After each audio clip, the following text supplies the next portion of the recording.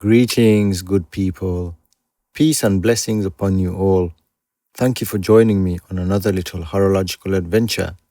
Today we have an interesting job that I haven't filmed previously. How to cut an odd-shaped, obsolete glass. I'll also be showing you how to clean your watch movement without a fancy, expensive cleaning machine. I'll also be doing some rose gold plating and a few other jobs along the way. It's gonna be a long one, so strap yourself in and put the kettle on.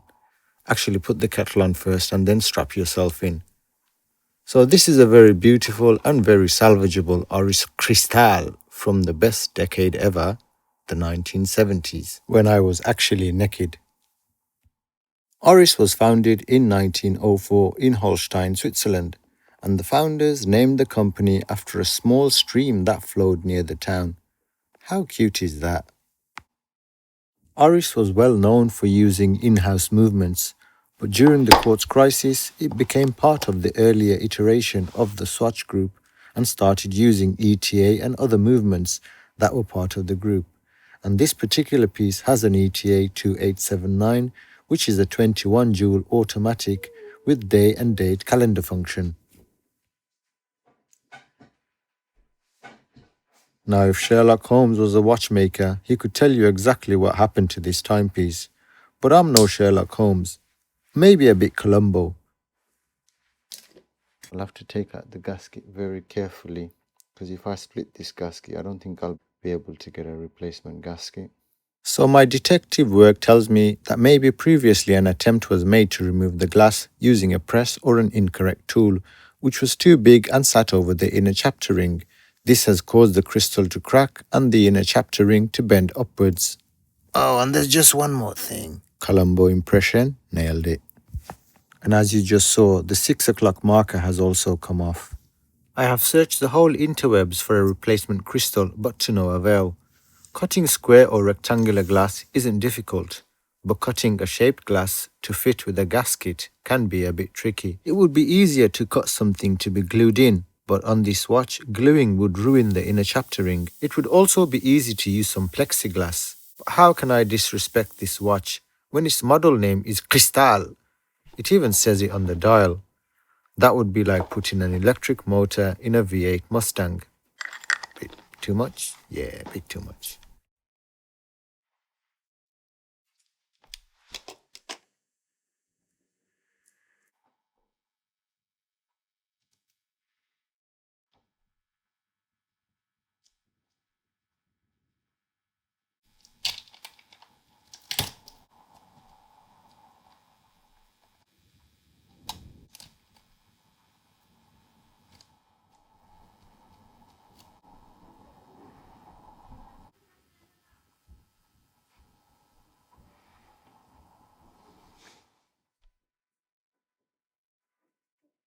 I've glued on the template onto a blank. So I had a few blanks in stock, but they seemed to be made out of crisps and kept cracking.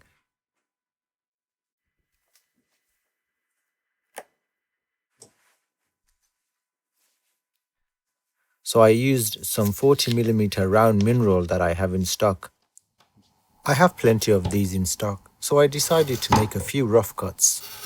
I'm using this diamond tip glass cutter to get some material off.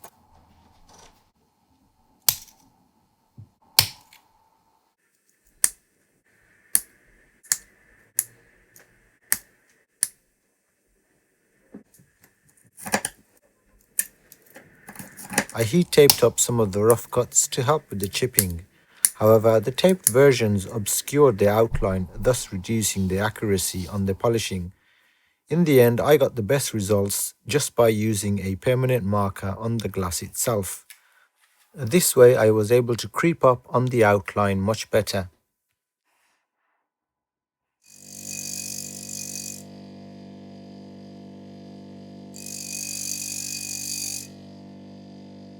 So we've got a few chips on there. So I'm going to start again. So I'm going to use a speed controller because I think it was a bit too fast. Some finer discs.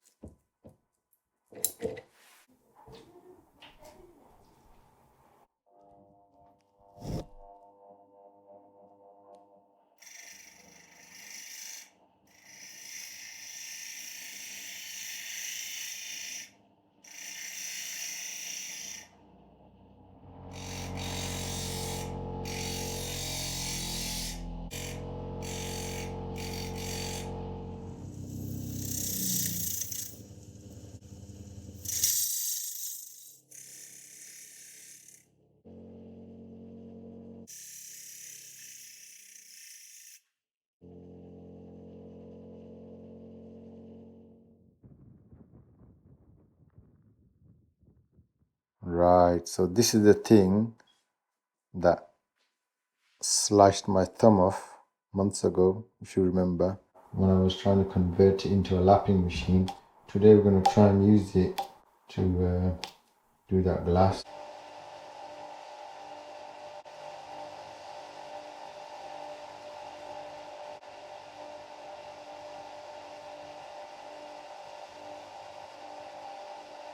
Okay, so now I'm just going to try and put a slight bevel on the top here.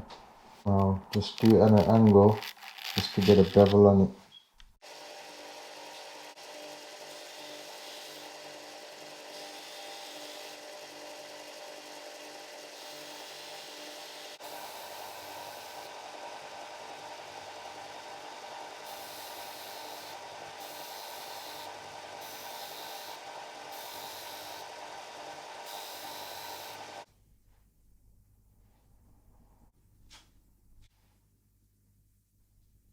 So this is the first one I made.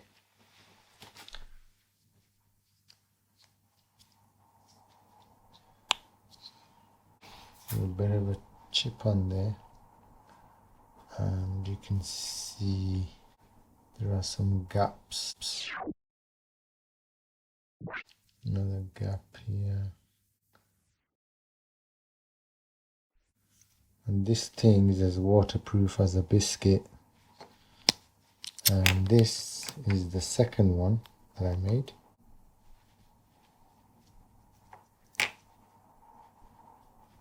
This one is much better. It's nicely on the gasket. A little bit of chipping around the edge. So second one turned out much better. So I can't really test this on the timing machine to give you a before and after. It just doesn't seem to be winding. So I assume something wrong with the keyless or the winding mechanism. So let's dismantle it first. The hand is a little bit bent. Just straighten that out a bit. Did have some loom at some point, so we'll have to relume that. And again, you can see the state of that. Got all the glass on the dial. There's some scratches on the dial which sadly we won't be able to do anything about, but we'll try and clean it up as best as we can. Just move those big pieces so they don't cause any further scratches. Remove the dial. You can see there are a couple of hooks here, one here. Other hook seems to be missing. We'll try and find a replacement. This is, let's have a look, an ETA 2879. So you have the dial.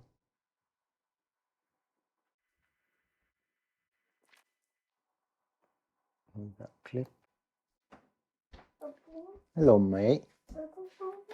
Wanna go for a walk? It's a beautiful day outside. Check you out. Proper man talk there. Yeah, you just want to play with your scooter, don't you? Yeah, because it's a beautiful day. It's a beautiful day. Who said it's a beautiful day? It's sunny. I've only just started this, mate. Come on then, let's go. Oh, look at these. Date disc. This thing.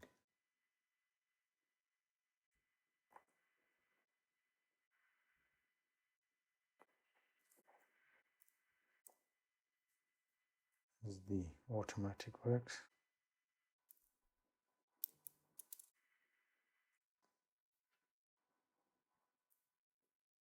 This feels quite strange. Ooh. Lovely jubbly. That's enough lovely jubbly. Looks like just one screw. Yep. Some of these screws are already loose. Someone's probably had a bit of a go on this. Yeah. Nice. Got all that. A little bit disgusting. Oh, squiggly line. Why is that? Again, seems like a very loose screw. Whoever's had a go at this just hasn't put anything back properly for some reason. Let's go on to the other side. That's loose as well.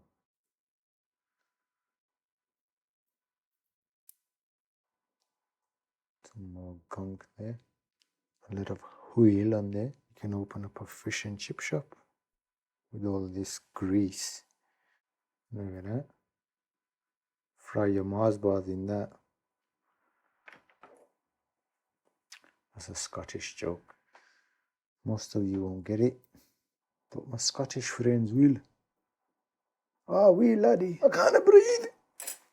This one should just slide out.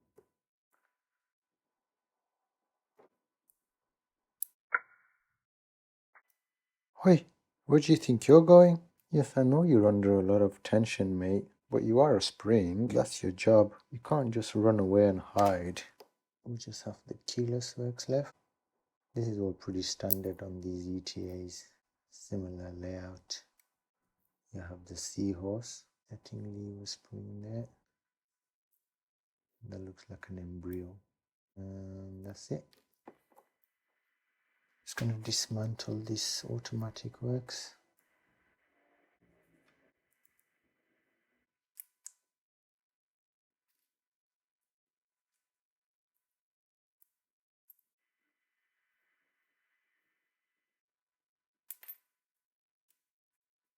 So I don't know if you guys can see.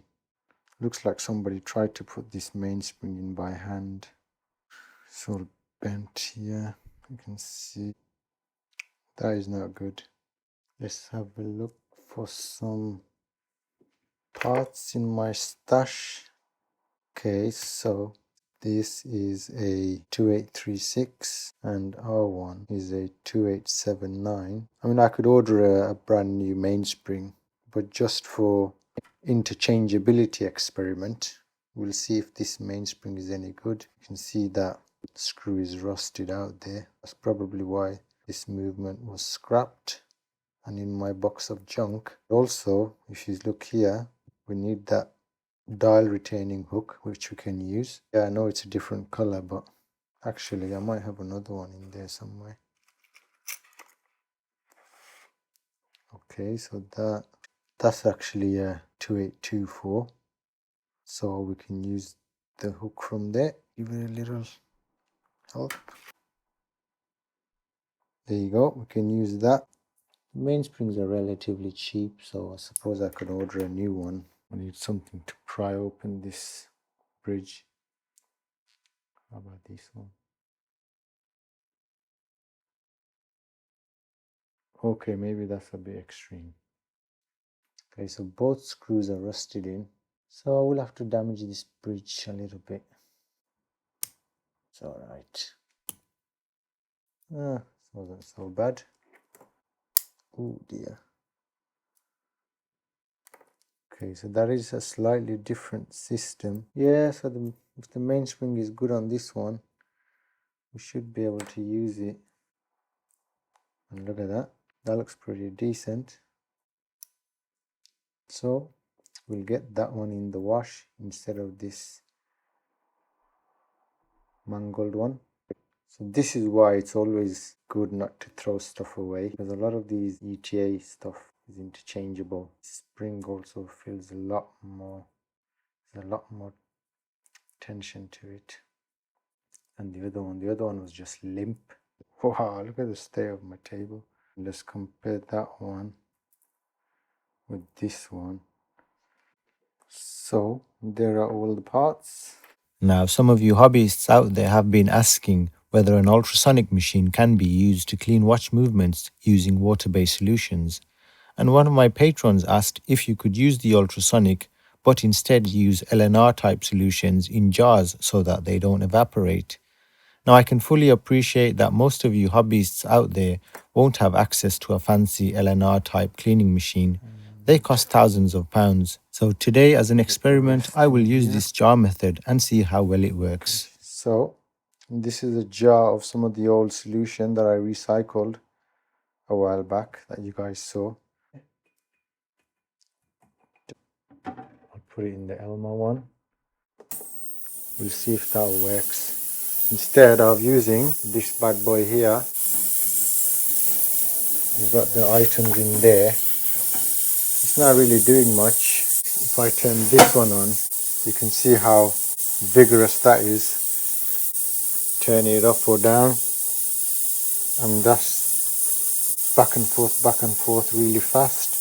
And each individual part is completely exposed into this motion compared to sort of this, which is just sitting inside the jar and relying on the ultrasonic waves to penetrate. So we'll see how that fares. Where you can see the cork lids, which stops the fluid from evaporating.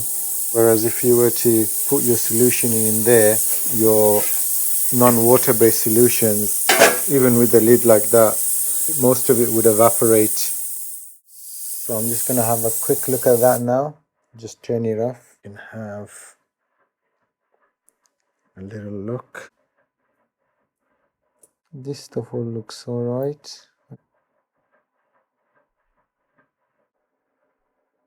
Well, we'll complete the whole process using this method, but I think it needs a little bit longer in there. Okay guys, so I've had this in there for about half an hour. This solution's dried all the oil from my hands, and it's dried all the Danish oil from my oak worktop. So it's very potent when it comes to degreasing.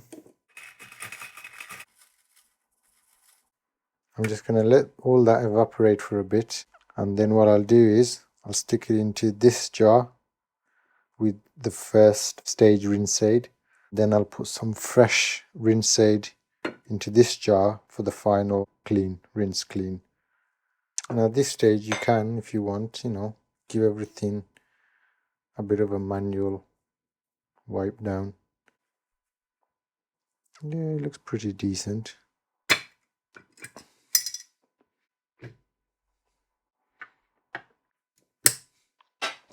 I'll put it in this one, I think. A bit more room in there. As you can see, more clearly in this one. That it's doing something. Give that about 15-20 minutes.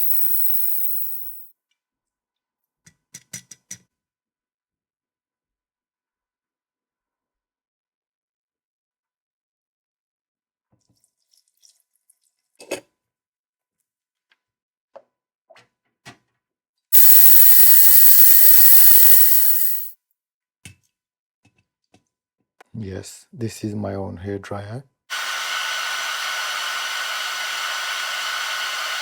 I'm just going to lightly buff that rose gold case.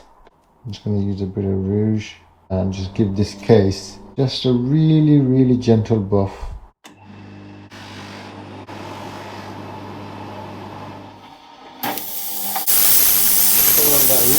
After cleaning the case and just giving it a light buff, you can see that there is quite a lot of wear.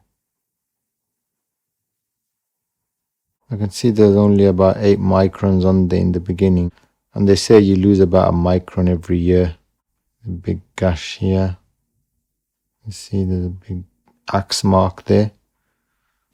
There's another one there on the bezel, and it's rose gold plated as well. I thought just a light buff might do it, but we may have to go all the way on the case with this one.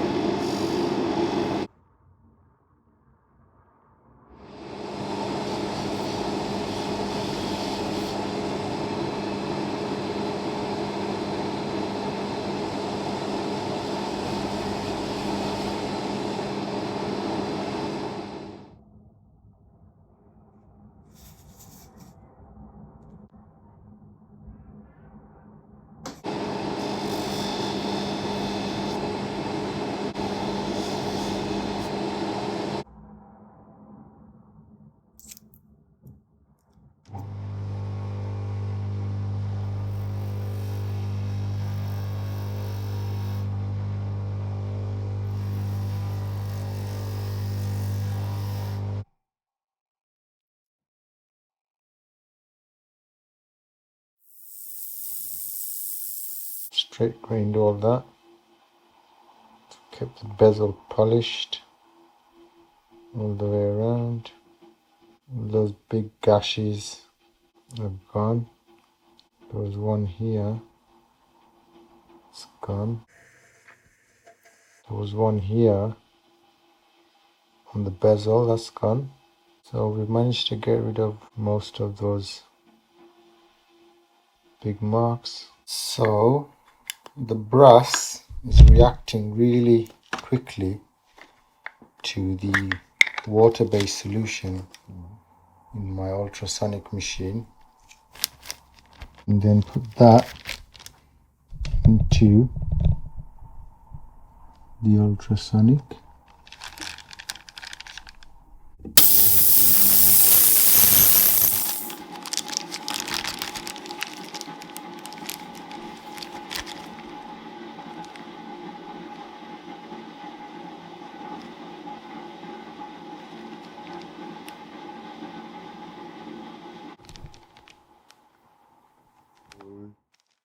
Rose gold plating solution contains no cyanide. Between 25 and 45 degrees. I haven't got a hot plate or anything, so I'm going to heat it up in my tank, set it to 40 degrees.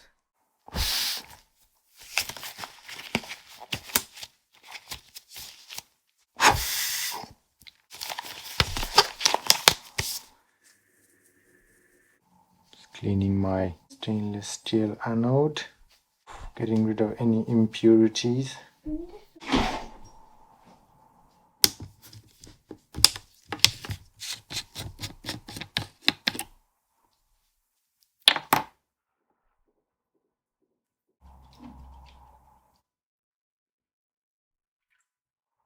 And we'll just let that heat up. Put a little lid on it. The case looks like so far. Pretty nice in brass as it is. The prep is pretty decent, not 100%. Managed to keep most of the contours and the shape as they were intended. And we'll go ahead and plate this now in rose gold. Shall we downstairs? No, you can chill out here if you want.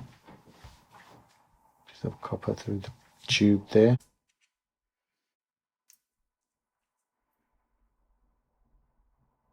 We caught one. Hold in there. About, it says 3.5 to 5. I'll do it at 4. Okay. And whoa, that looks nice. Okay. Ooh, that's warm as well. So there you have it, guys. Rose gold. Just needs a little bit of a buff with some cream. I'll get the Mrs.'s oil of Ulay on it.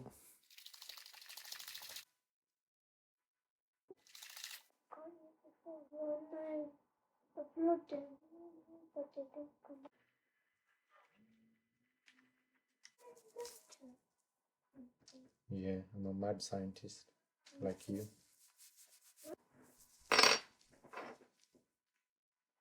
After it's been in the wash, it's all nice and rosy.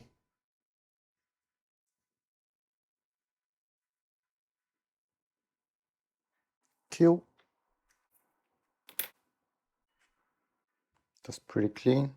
So it seems to have done a pretty decent job.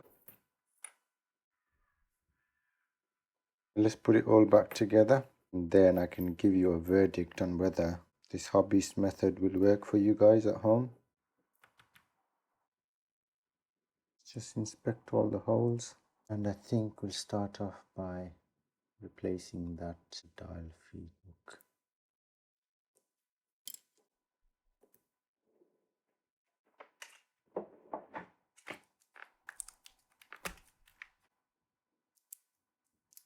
So we've got a bit of an oil chart here, which is not for this particular movement, but for a 2824, this will do. So this is an automatic mainspring. So we'll put a little bit of braking grease on the walls.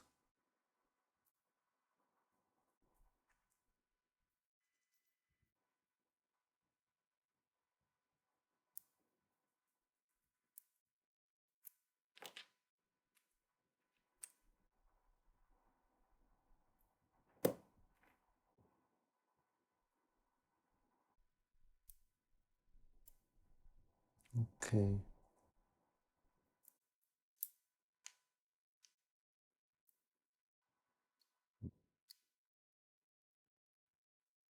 Chicka chicka Slim Shady. Da, da, da. Take a bit of D5.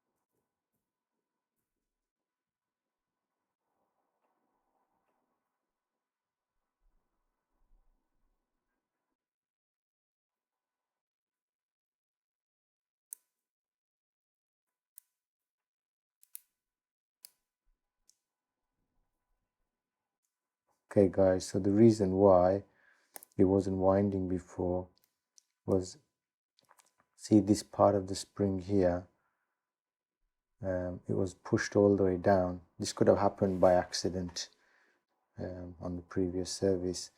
So what was happening was, in setting mode, the sliding pinion was butting up against this part of the spring here and not engaging with the winding pinion. So all I've done is just lifted that spring up slightly. Then now you can see that the winding pinion and sliding pinion are engaging with each other. So simple fix. Right, mister, you gonna behave?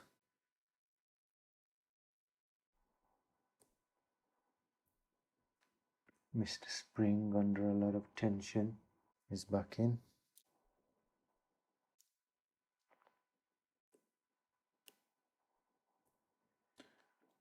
Put some grease here just where they're touching.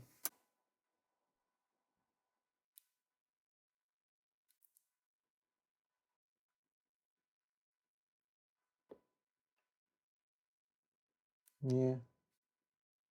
This is one of those cannon pinions that needs some grease here, and we'll just work it underneath, and then you can just wipe off the excess.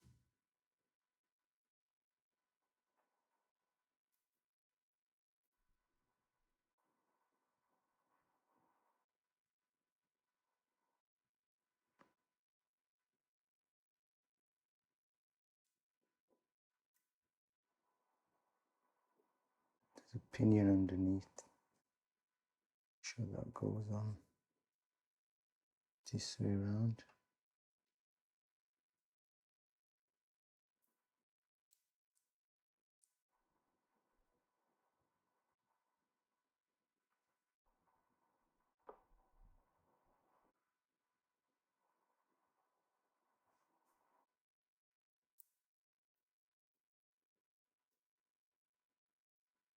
Quick set date and adjusting. To be really careful with this cleaning process. We don't want any of the print to lift off. So just go really easy.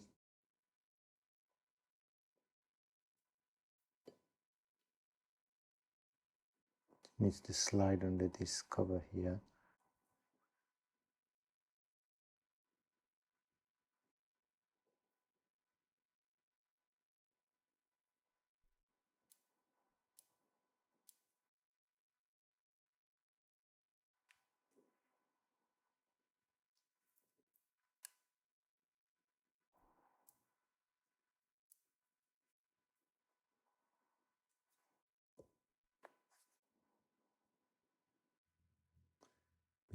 Baby shark, tick, tick, tick, tick, tick. Oh God, that thing's stuck in my head now.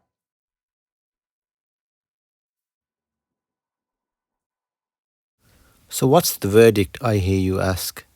This method requires a bit more time and patience, and it requires some manual elbow grease. Grease. With the pegwood and rags.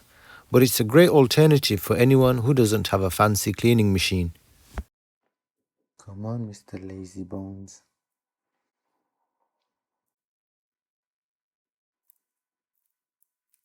It's not looking too good.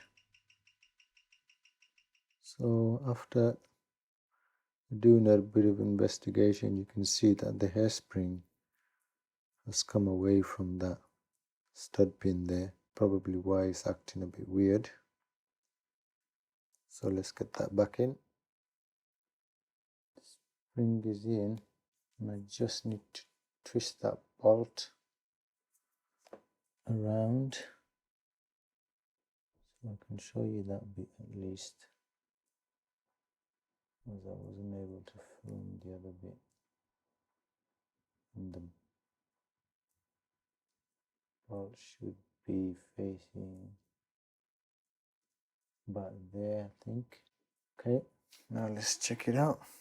Okay, so it's behaving a little bit better. Amplitude is good. We just need to sort out the beat error and the rate. So I'll do that by fiddling around.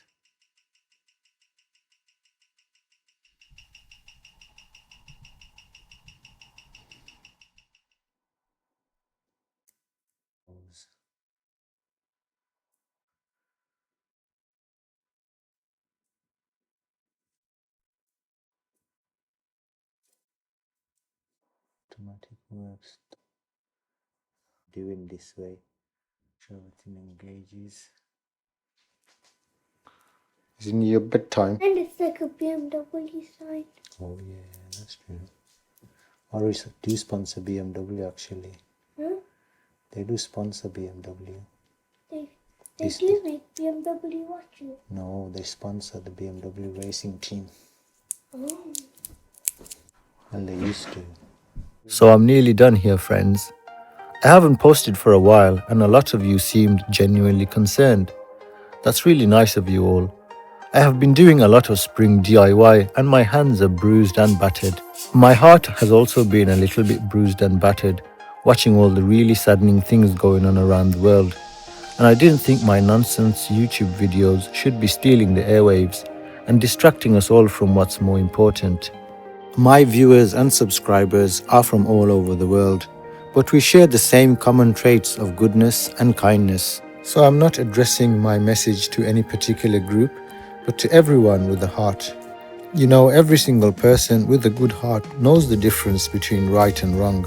If there are two people or two sides in a conflict, a good person will always see through the clouds of lies and misinformation and at least say, hold on a minute, how come there is another story out there which differs from my own so-called truth? And that question will eventually lead a good heart to the real truth and cause that good heart to seek out justice even if it's against thine own self. I know I'm being a bit non-specific about the subject matter, but I want this message to last the test of time for future generations who will also probably shit the bed like we are doing right now, because the writers of history always seem to repeat the same stuff, and the readers of that history don't seem to question or learn much from it. So I hope this little message provides a better history lesson for the future and for now.